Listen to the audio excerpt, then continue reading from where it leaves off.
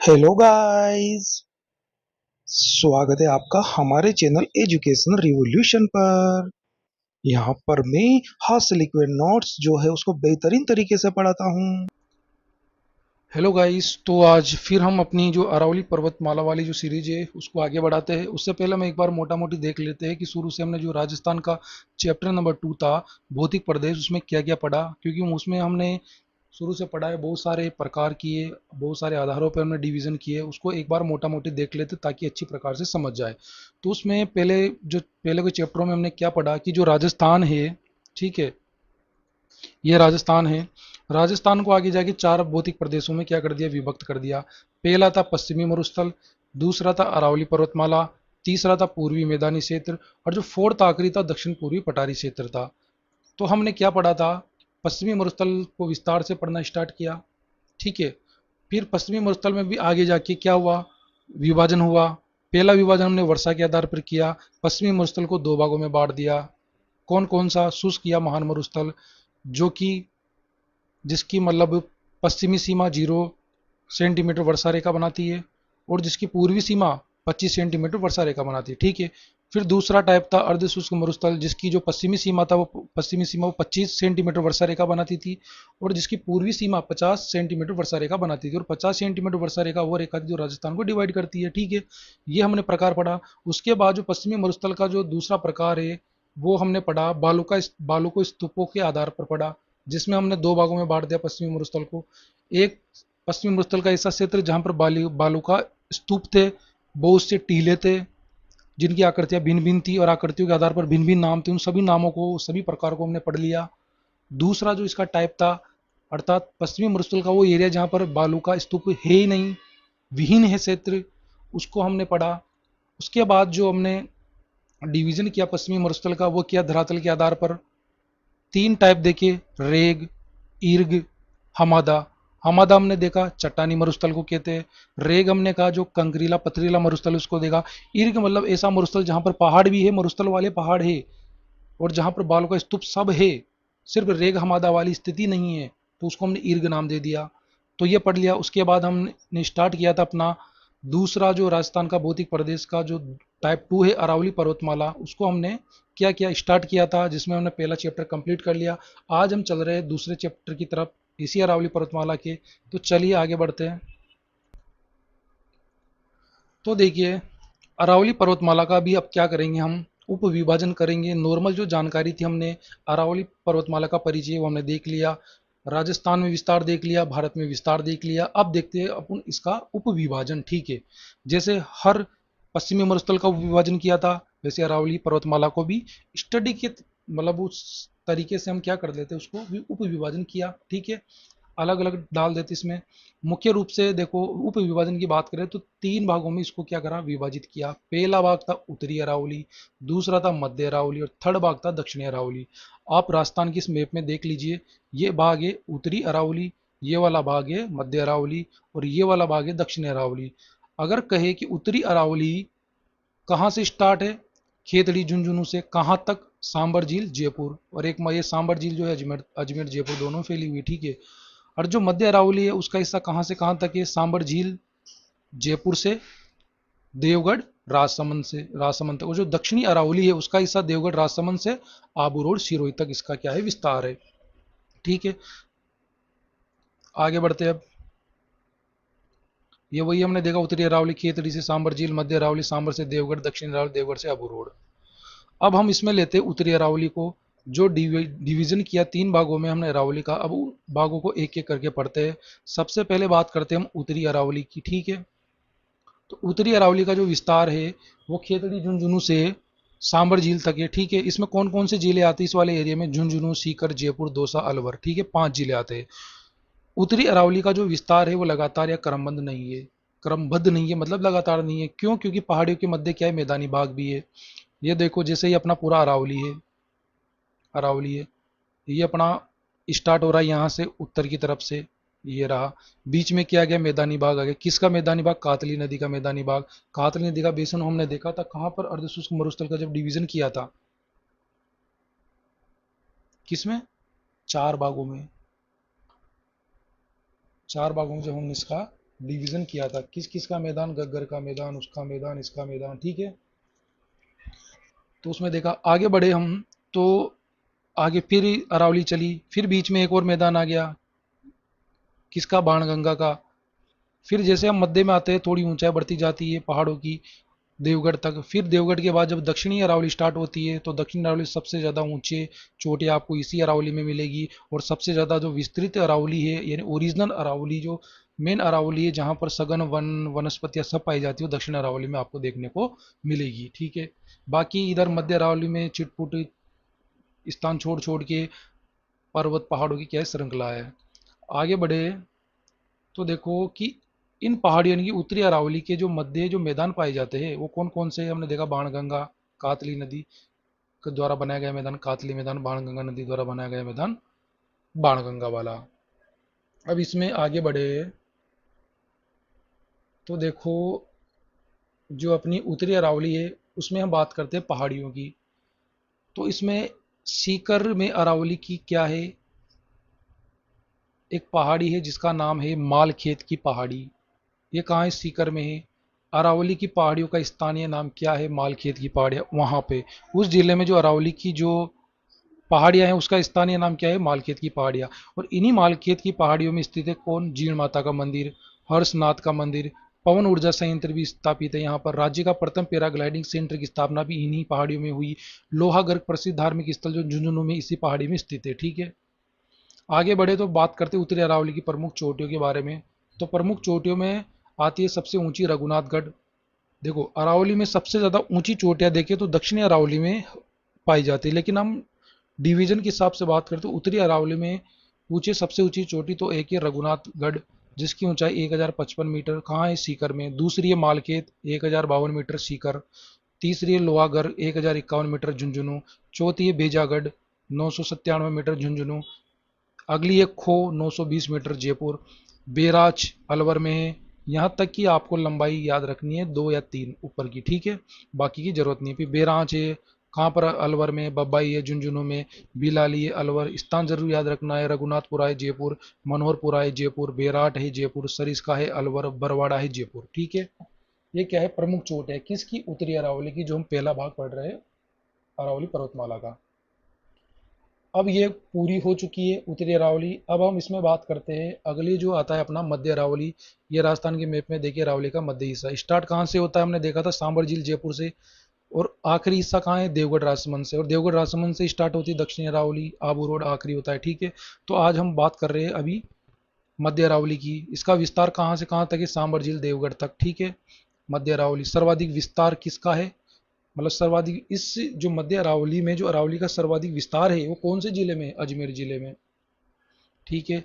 आगे बढ़ते हैं अब और देखते हैं मध्य अरावली के बारे में।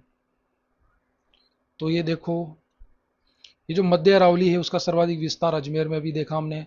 और सबसे कम ऊंचाई वाली श्रेणी इस अजमेर में ही है अरावली की। और सर्वाधिक कटी फटी श्रेणी भी कहाँ पर है? अजमेर में ही है। अर्थात अरावली में सर्वाधिक अगर बीच बीच में गैप है, कटी फटी है, वो सबसे ज़्यादा अजमेर में है। और पूरे राजस्थान में सबसे बड़ी समस्या किसकी है? मरुस्थल के मार्च की। अर्थात मरुस्थल जो आगे बढ़ रहा है। और मरुस्थल आगे बढ़ रहा है, तो मरुस्थल की जो समस्या है, उसको कौन बढ़ावा देता है? ये अजमेर में जो अरावली के मध्य जो कटी फटी श्रेणियां हैं, यहां से क्या होता है? मरुस्थल का मार्च अभी भी हो रहा है। मध्य अरावली में क्या है? दर्रे स्थित है, ठीक है। ये देखो, आप मध्य अरावली को देखो, ये कहाँ से स्टार्ट हो रही है? सांबर झील से आखिरी तक आप देख सकते हो, या सूराघाट, अजमेर, ब्यावर। अजमेर की बात करें तो देखो, पहाड़ी है एक, इस जगह पर कुकरा या घाघरा घाटी है अजमेर में, ठीक है। इसके बाद इन दो, ये पहाड़ी है और एक और पहाड़ी है, इन दो पहाड़ियों के बीच क्या आ गया? दर्रा आ गया, जिसको नाम दे दिया बरदर्रा। अजमेर में ही ये, यहाँ से नेशनल हाईवे 14 गुजरता है। फिर आगे और एक दर्रा आ गया, परवेरिया दर्रा, अजमेर के ब्यावर में है। एक और आगे दर्रा आ गया, शिवपुरा दर्रा, अजमेर ब्यावर में। सूराघाट एक और दर्रा आ गया अजमेर ब्यावर में। तो दर्रे भी है, मानव द्वारा जो अवैध खनन किए जा रहे हैं, पर्वतों पर तोड़फोड़ की जा रही है, इससे क्या हो रहा है? जो अरावली है, उसकी जो ऊंचाई कम हो रही है, बीच बीच से कटी फटी हो रही है, और उसकी श्रृंखला जो है क्रमबंधी, वो टूट रही है, जिससे क्या हो रहा है? मरुस्थल का मार्च अरावली के पूर्व की तरफ भी हो रहा है, अर्थात मरुस्थल बढ़ रहा है पूर्व की तरफ भी, ठीक है। जो एक एक है पिंडमांड की पहाड़ी है यहाँ पर, कहाँ पर है, देवगढ़ राजसमंद में। इसको निर्जन पहाड़ियाँ भी कहते हैं क्योंकि यहाँ पर कोई वनस्पति ही नहीं पाई जाती। आगे बढ़ते हैं अब। आगे जो है आती है इसमें मध्य अरावली की प्रमुख चोटियाँ। हमने उत्तरी अरावली की चोटियों के बारे में बात करी, पहाड़ियों के बारे में बात करी, अब मध्य अरावली की प्रमुख चोटियों के बारे में बात करते हैं। सबसे पहले जो मध्य अरावली की चोटी है वो कौन सी है सबसे ऊंची, वो है मोरामजी, जो कि अजमेर में है। कितनी इसकी ऊंचाई, 934। देखो, सबसे ऊंची चोटी ही 934 की है, मतलब कितनी कम ऊंची अरावली पर्वत श्रृंखला है मध्य वाली।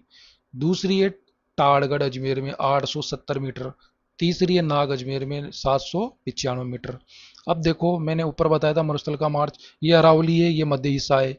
पश्चिमी मरुस्थल है, हवाई चल रही है, मरुस्थल को क्या बढ़ाती जा रही है, और मरुस्थल किधर आ रहा है, इधर पूर्वी राजस्थान की ओर भी फैल रहा है। राजस्थान में मरुस्थल का प्रसार हो रहा है मध्य अरावली से। कौन से जिले सबसे ज्यादा, अजमेर से। कारण क्या है, क्योंकि अजमेर में मध्य अरावली की सर्वाधिक कटी फटी श्रेणियां हैं, जिनसे होकर पश्चिमी रेतीली हवा अरावली के पूर्व में आती है और मरुस्थल का क्या हो रहा है, विस्तार हो रहा है। इसी को क्या कहते थे, मरुस्थल का मार्च।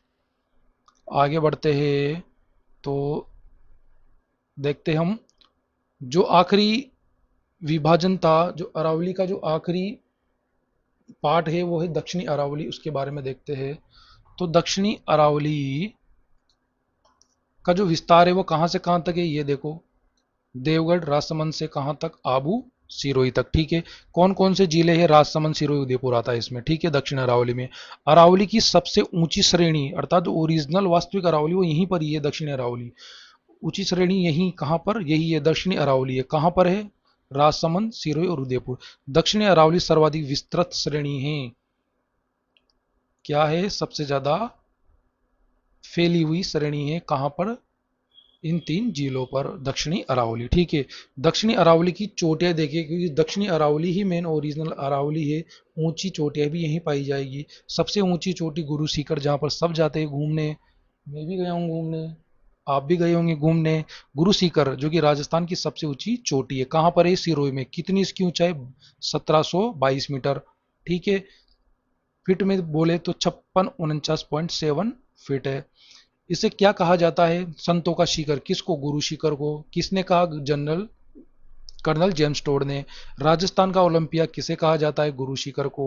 और इस शिखर की चोटी में कौन से ऋषि का मंदिर है, इस शिखर की चोटी पर दत्तात्रेय ऋषि का क्या है, मंदिर है। अगले देखे तो अगली चोटी है ऊंची शेर चोटी, जो कि कहाँ है, सिरोही में। ऊंचाई है 1597 मीटर। अगली है देलवाड़ा दिलवाड़ा, जो कि सिरोही में है। कितनी ऊंचाई, 1442 मीटर है। ठीक है। आगे बढ़ते हैं तो अगला जो है वो आता है जरगा, ऊंची चोटी उदयपुर में है, 1431 मीटर ऊंची है। फिर आती है चलगढ़ सिरोही, 1380 मीटर। कुंभलगढ़ राजसमंद, 1224 मीटर। देखो ये ऊंचाई में शुरुआत की जो तीनों अपना उत्तरी अरावली की बात करें तो ये शुरुआत की तीन जो ऊंची चोटियां हैं उनके नाम, स्थान और लंबाई याद होना चाहिए। मध्य की भी शुरुआत की तीन का नाम, स्थान और लंबाई, ऊंचाई याद होना चाहिए। और दक्षिण की जो है, मेनली दक्षिण में तो छः के छः, क्योंकि सबसे ऊंची चोटियां ही कहाँ पर है, दक्षिण अरावली में, तो उसमें तो इन पूरी छः के नाम, स्थान कहाँ पर है ये, और ऊंचाई कितनी है वो याद होनी चाहिए। ठीक है। आगे बढ़ते हैं अब आगे हम देखते हैं जो अरावली पर्वतमाला है उसकी पहाड़ियाँ और पठार देखेंगे। ठीक है।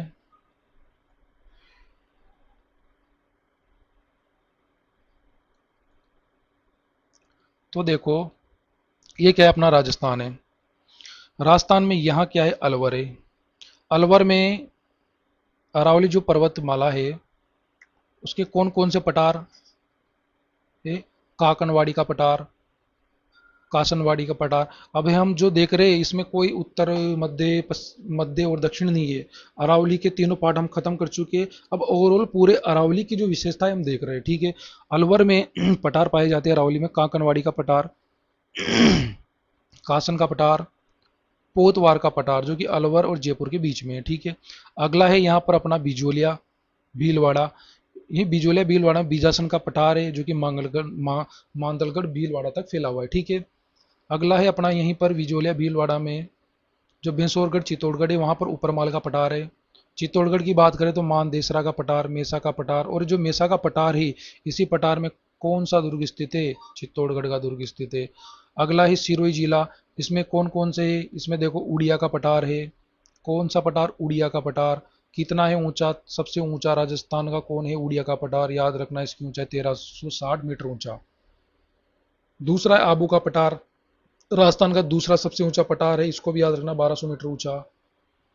अगली बात करें तो यहाँ पर कुंभलगढ़ राजसमंद में बोराट का पठार है, राजस्थान का, जो कि जल विभाजक का कार्य करता है। ठीक है, राजस्थान के अफवाह तंत्र को क्या करता है? दो भागों में बांट देता है। वो कैसे बांटता है इसके बारे में विस्तार से हम राजस्थान की जब जलवायु पढ़ेंगे तो उसमें बताएंगे, और जो राजस्थान की अफवाह तंत्र पढ़ेंगे उसमें बताएंगे। ठीक है, और यहाँ पर उदयपुर में गोंगुदा नामक स्थान पर कौन सा पठार पाया जाता है? लसाड़िया का पठार। तो इन पठारों के बारे में हमने देखा।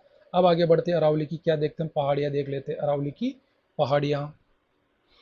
तो देखो, जैसलमेर में त्रिकुट की पहाड़ियाँ हैं। करौली में जैसे क्या है? त्रिकुट पर्वत है, जिस पर केला देवी मंदिर स्थित है, जो कि प्रसिद्ध है किसके लिए? लांगुरिया गीत के लिए। ये है जालोर, और इधर है जसवंतपुरा की पहाड़ियाँ। यहाँ से पर्वत श्रृंखला है, पहाड़ियों की श्रृंखला है। ठीक है, इस वाले में ये जो श्रृंखला है, इसकी जो ऊंची चोटी है ये है इसराना भाकर चोटियां। ठीक है, दूसरी ऊंची चोटी आती है रोजा भाकर, तीसरी ऊंची चोटी आती है जारोल भाकर, चौथी आती है डोरा पर्वत, और पांचवी आती है सुंदा पर्वत। ठीक है, और ये जालोर में कनकाचला की पहाड़ियां, सुवर्णगिरी की पहाड़ियां हैं ये जालोर में। ठीक है, और इधर है जसवंतपुरा की पहाड़ियां। अब बात करें पाली में, पहाड़ियों की बात कर रहे हैं तो एक एक जिलों को लेकर बात करते हैं कौन कौन सी पहाड़ियां हैं। तो पाली की बात करें तो पाली में कौन कौन सी नानी की पहाड़ियां स्थित है? इसमें कौन सा किला? सोजत का किला, जहाँ की क्या है? मेहंदी प्रसिद्ध है। कहाँ की? सोजत पाली की। अगली है पहाड़ी सारण की पहाड़ियाँ, यहाँ पर क्या स्थित है? राव चंद्रसेन की छतरिया स्थित है। अगला है सेंदड़ा गांव, सांप के फण जैसी पहाड़ियाँ। यहाँ सेंदड़ा गांव में जो पहाड़ियाँ है उसकी आकृति कैसी है? सांप के फण की जैसी आकृति है। ठीक है, आगे बढ़े, अब बात करते हैं अलवर की। अलवर में है उदयनाथ की पहाड़ियाँ, सरिस्का की पहाड़ियाँ, बरडोद की पहाड़ियाँ, राजगढ़ की पहाड़ियाँ। झुंझुनू की बात करें तो झुंझुनू में कौन कौन सी पहाड़ियाँ हैं? डोसी की पहाड़ियाँ। ठीक है, जो कि आदि हरियाणा में है। ठीक है, और दूसरी आती है माकड़ों में सिंगानिया की पहाड़ियाँ, खेतड़ी में कोपर की पहाड़ियाँ, माउंडा में बब्बाई की पहाड़ियाँ, उदयपुर वाटी में उदयपुर वाटी की पहाड़ियाँ, जो कि झुंझुनू में पाई जाती है। ये सारी पहाड़ियाँ कहाँ पर है? झुंझुनू में। ठीक है, कौन कौन सी? डोसी की पहाड़ियाँ हैं, जो कि आदि हरियाणा में भी है। ठीक है, झुंझुनू में स्थान है माकड़ो, वहाँ पर है सिंगाना की पहाड़ियाँ। झुंझुनू की खेतड़ी में कोपर की पहाड़ियाँ, माउंडा में है बब्बाई की पहाड़ियाँ। ठीक है, उदयपुर वाटी की पहाड़ियाँ। ठीक है, अगला जो जिला है वो है सीकर, जिसमें पहाड़ियाँ हैं हर्षनाथ की पहाड़ियाँ, मालखेत की पहाड़ियाँ, खंडेला की पहाड़ियाँ, सिरोही नीमका थाना की पहाड़ियाँ। बारह में है भामती की पहाड़ियाँ, बूंदी में आडावाल की पहाड़ियाँ, बूंदी की पहाड़ियाँ जिसको कहते हैं। कोटा झालरा पाटन जलावाड़ की देखे तो मुकुंदरा की पहाड़ियाँ हैं। ठीक है, अजमेर में देखिए तो नाथ की पहाड़ियाँ, मेरवाड़ा की पहाड़ियाँ, और जो मेरवाड़ा है मारवाड़ के मैदान और मेवाड़ के उच्च भाग को अलग करती है। कौन सी? ये मेरवाड़ की पहाड़ियाँ। मारवाड़ और मेवाड़ का जो मैदान है, अर्थात मारवाड़ का तो मैदान और मेवाड़ का जो उच्च भाग है उसको क्या करती है? अलग करती है। उन दोनों के बीच में कौन है? मेरवाड़ की पहाड़ियाँ। बीटड़ी की पहाड़ियाँ, और ये जो बीटड़ी की पहाड़ियाँ, गढ़ बीटड़ी दुर्ग जो है कहाँ पर है? अजमेर में, इन्हीं पहाड़ियों पर है। जो किसका गढ़ है? रूठी रानी उमादे का। कहाँ क्या है? महल है इसी गढ़ में। आगे देखे तो जोधपुर की बात करें तो जोधपुर में मसूरिया की पहाड़ियाँ, चिड़िया टुक की पहाड़ियाँ, और इसी चिड़िया टुक पहाड़ी में कौन सा दुर्ग स्थित है? रे मेहरानगढ़ दुर्ग। आगे बढ़े तो बात करते हैं बाड़मेर की। बाड़मेर में है छप्पन की पहाड़ियाँ, कहाँ पर है? बाड़मेर की सिवाना में। ये अपना क्या है? दो क्या है? ऊंची पहाड़ियाँ हैं। इस पहाड़ी की चोटी हल्देश्वर, जहाँ पर क्या है? महादेव का प्रसिद्ध मंदिर स्थित है इस चोटी पे। ठीक है, दूसरी चोटी है बाड़मेर है नाकोड़ा पर्वत। ठीक है, और ये जो चोटियाँ हैं ये क्या है? छप्पन की पहाड़ियाँ हैं, एक श्रृंखला है छप्पन की पहाड़ियों की। उसमें एक चोटी है हल्देश्वर, जिसमें क्या है? महादेव जी का प्रसिद्ध मंदिर स्थित है इस चोटी पर। ठीक है, इसे राजस्थान का मिनी माउंट आबू कहते हैं। किसको? हल्देश्वर को, क्योंकि माउंट आबू सिरोही के बाद राजस्थान में सबसे ज्यादा वर्षा यहीं पर ही होती है। हल्देश्वर। कहाँ पर है? छप्पन की पहाड़ियों में। छप्पन की पहाड़ियाँ कहाँ है? सिवाना में। सिवाना कहाँ है? बाड़मेर में। ठीक है। अगला बात करिए राजसमंद की, तो राजसमंद में है दीवेर की पहाड़ियाँ, हल्दी घाटी की पहाड़ियाँ, खमनोर की पहाड़ियाँ, जहाँ पर गुलाब की खेती के लिए क्या है? प्रसिद्ध है। बिजराल की पहाड़ियाँ, भरतपुर में मानी की पहाड़ियाँ, सेवर की पहाड़ियाँ। आगे बात करें टोंक उदयपुर की, तो देखो टोंक में है सीवाड़ की पहाड़ियाँ, सवाई माधोपुर में भी है ये। ठीक है। उदयपुर की बात करें तो गीरवा की पहाड़ियाँ, उदयपुर में गोलाकार तस्तरी नुमा कटी फटी जो पहाड़ियाँ है उनको क्या कहता है? गीरवा कहा जाता है, अर्थात गीरवा की पहाड़ियाँ। मगरा, उत्तर पश्चिम में उदयपुर की पहाड़ियों का नाम क्या है? मगरा की पहाड़ियाँ। ठीक है। ये अपना क्या है? सिरोही है। ये क्या है? रागा पर्वत। ये क्या है? जरगा पर्वत। उदयपुर, उदयपुर सिरोही के बीच में जो स्थान है, ठीक है, ये बीच वाला दो पहाड़ियों के बीच का, वो हरा भरा है। इसको क्या कहते हैं? देशहरो कहते हैं, देशहरो स्थान। पूछ ले देशहरो कहाँ पाया जाता है? रागा पर्वत, जरगा पर्वत। रागा पर्वत सिरोही, जरगा पर्वत उदयपुर। इन दोनों के बीच की जो जगह है, ठीक है, स्थान, उसको हरा भरा भाग है, वहां पर देशहरो कहा जाता है। ठीक है। सिरोही में कौन कौन सी है पहाड़ियाँ? भाकर है। पूर्वी सिरोही की पहाड़ियों का स्थानीय नाम क्या है? भाकर। आगे बढ़े, ये याद करनी है आपको, बार बार याद करनी है तभी याद होगी, वरना भूल जाओगे। अगला देखिए, ये राजस्थान का है। इधर बांसवाड़ा है, ठीक है, नीचे। इधर है प्रतापगढ़, इधर है डूंगरपुर। क्या है? यहाँ पर है कांठल की पहाड़ियाँ। और जो कांठल की पहाड़ियाँ ये प्रतापगढ़ में भी पड़ रही है, बांसवाड़ा में भी पड़ रही है। ऐसे ही यहाँ पर है मेवल की पहाड़ियाँ जो डूंगरपुर में भी पड़ रही है, बांसवाड़ा में भी पड़ रही है। ठीक है, दक्षिणी राजस्थान में। अब हम बात करें, पहाड़ियाँ पढ़ ली हमने, पर्वत चोटियाँ पढ़ ली हमने, बात करते हैं दर्रों की। किसमें? पर्वतमाला की, अरावली पर्वतमाला में दर्रों की बात करते हैं। तो देखो, जो दर्रे है, दक्षिणी अरावली में दर्रों को क्या कहते हैं? नाल कहा जाता है। और सबसे ज़्यादा दर्रे कहाँ है? दक्षिणी अरावली में ही। ये पर्वतमाला है, ठीक है, पर्वत श्रृंखला है अरावली की। जो दो पर्वतों के बीच जो जगह जाती है ना निकलने के लिए, जो जगह रहती है, अर्थात स्थान होता है, उसको क्या कहते हैं? दर्रा कहते हैं। दो पर्वतों के बीच का रास्ता, ठीक है, पर्वत श्रृंखला के बीच में जो दो पर्वतों के बीच रास्ता होता है जहां से निकल सकते हैं, उसको हम दर्रा कहते हैं। और घाटी किसको कहते हैं? देखो, घाटी के लिए एक पर्वत श्रृंखला है, ठीक है, नीचे एक और पर्वत श्रृंखला, और उसके बीच अगर कोई रास्ता बन जाए, रास्ता हो आने जाने का, तो उसको कहते हैं घाटी। मतलब दो पर्वतों के बीच का जो रास्ता है उसको तो हम कहते हैं दर्रा। अरे दो पर्वतमाला है, एक एक होगी यहाँ, इसके बीच बन गया तो उसको कहते हैं क्या? घाटी। ठीक है। सर्वाधिक दर्रों की बात करें तो सर्वाधिक दर्रे कहाँ पर है? राजसमंद में। ठीक है। राजसमंद में क्या है? सर्वाधिक दर्रे है। राजसमंद में जीवला की नाल, जिसको पगलिया की नाल, जिसको झीलवाड़ की नाल कहते हैं, पाली से राजसमंद को क्या करती है? जोड़ती है ये नाल। ठीक है। ये दर्रा की मतलब दर्रा, नाल को, नाल किसको कहते हैं? दर्रे को नाल कहा जाता है। ठीक है।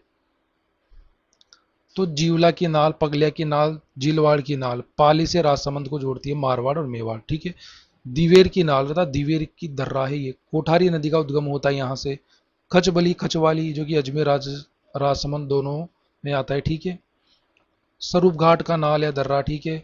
हल्दी घाटी दर्रा, कामली घाट दर्रा अजमेर राजसमंद दोनों में आता है। गोमर घाट दर्रा अजमेर राजसमंद दोनों में आता है। यहाँ राजस्थान का पहला सौर ऊर्जा संचालित रेलवे स्टेशन था। ठीक है। कहाँ पर? गोरम घाट दर्रा, जो कि कहाँ पर है? राजसमंद में। और आ जाती है एक आखिरी, हाथी गूड़ा की नाल। आगे बढ़े तो देखते उदयपुर के जो दर्रे है नाल, हाथी दर्रा उदयपुर में आता है। चीरवा की नाल आ गई, फुलवारी की नाल आ गई, देवारी की दर्रा नाल आ गई, केवड़ा की नाल आ गई। ठीक है। देसुरु की नाल, ये कहाँ पर है? पाली में ही। सुगड़ी नदी का उद्भव यहीं से होता है। सोमेश्वर की नाल जो है ये कहाँ है? पाली में। सोमेश्वर मंदिर भी कहाँ पर है? किराड़ू बाड़मेर में। ठीक है। सोमेश्वर की नाल अगर पूछे तो आपको पता होना चाहिए है पाली में, लेकिन सोमेश्वर मंदिर पूछे तो कहाँ है? किराड़ू बाड़मेर में। राजस्थान का खजुराहो कहा जाता है इसको। ठीक है। नाम से मैं इसलिए दे दिया यहाँ पे। बूंदी में देखे तो खटखट का दर्रा है, लाकेरी का दर्रा, रामगढ़ दर्रा, चौतावास दर्रा। और जो बूंदी में जो पहाड़ियाँ होती है उनका आकार कैसा है? अर्धचंद्राकार पहाड़ियाँ होती है बूंदी की, ठीक है। आगे बात करें अजमेर की, तो अजमेर में पीपली दर्रा, उदकारी दर्रा, बर दर्रा, कुछ ही हिस्सा पाली में भी इसका, परवेरिया दर्रा, शिवपुरा दर्रा, सूरागढ़ दर्रा। तो यहाँ से खत्म होता है अपना अरावली वाला चैप्टर। आगे जो तीसरा जो भाग देखेंगे हम राजस्थान के भौतिक प्रदेश का, वो देखेंगे दक्षिण पूर्वी पठारी एरिया। तब तक के लिए बाय बाय।